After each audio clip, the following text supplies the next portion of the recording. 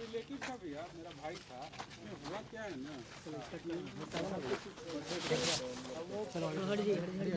बाहर गए थे सिगरेट लिए वहाँ पे, फिर वहाँ पे डीएसपी साहब हो सकता है ऊंचा आवाज में बात कर रहे होंगे, तो डीएसपी साहब गाड़ी रोक दिए। दोनों बच्चा था, पढ़ने वाला लड़का है, अभी एक एलएलबी कर रहा है गोपाल नारायण से और एक बेंगलोर में पढ़ता है।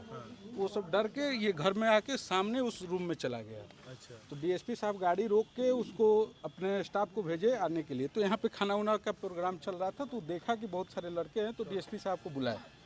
वो अंदर आए, डीएसपी साहब यहाँ पे जस्ट आगे थोड़ा चलिए, यहाँ इस पोजीशन पे आए, यहाँ पे इस पोजीशन पे आए, और वो रूम पे वो लोग सारे लोग थे, मतलब खाना खा रहे थे। तो वहाँ से लोग आए, तो एक आदमी उनसे आके बात करने लगा कि क्या बात है।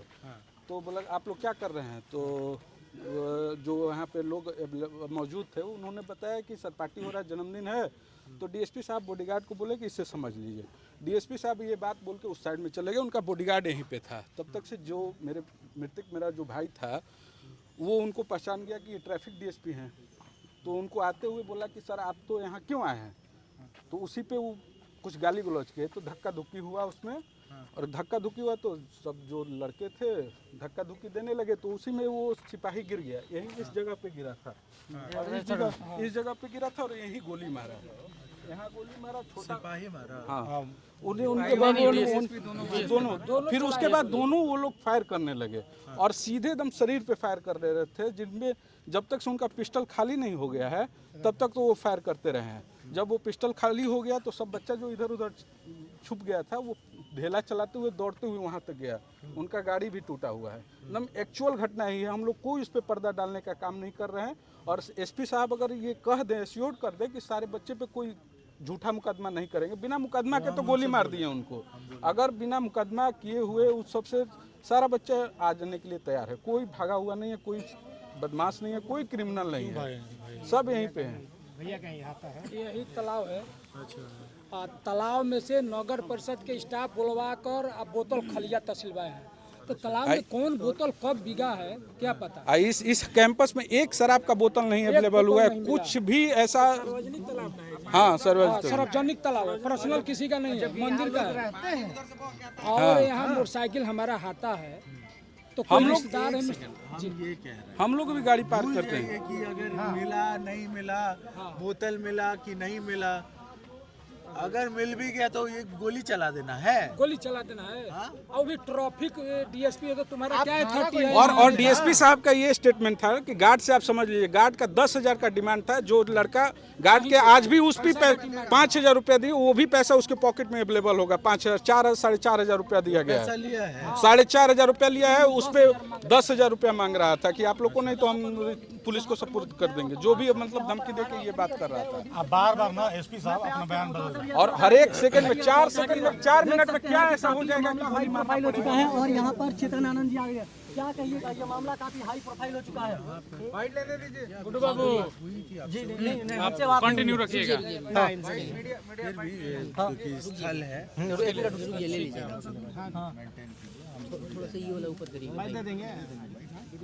चलिए ठीक है, थोड़ा सा ये घटनास्थल पर पहुंचे हुए हैं, जायजा ले रहे हैं कि पूरा मामला क्या है, सिचुएशन को समझने का उनके द्वारा कर्तव्य होता है कि किसी को सीने में जो है गोली नहीं मारी जाती है, लेकिन यहाँ पर सीने में गोली चलाई गई है।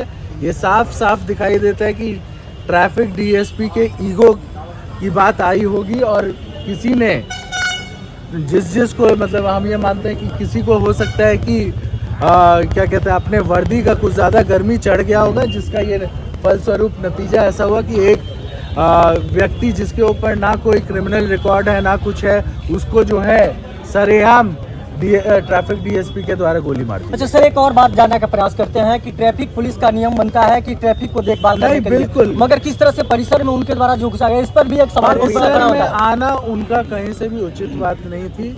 अगर परिसर में कोई ऐसा विवादास्पद चीज हो भी रहा था, अगर वैसे तो जो लोगों ने बताया ऐसी कोई बात नहीं थी, लेकिन अगर ऐसा कुछ था भी तो हम ये मानते हैं कि ये काम किसी और का था, ट्रैफिक डीएसपी का। कहीं से भी उसके ज्यूरिडिक्शन में नहीं होता है कि वो किसी के घर के अंदर घुस करके किसी के ऊपर गोलियां चलाए, और गोलियां एक गोली नहीं कई एक राउंड गोली चली है। 3 लोग शायद इसमें जख्मी हुए, जिनमें से एक का जो है मृत्यु हो गया।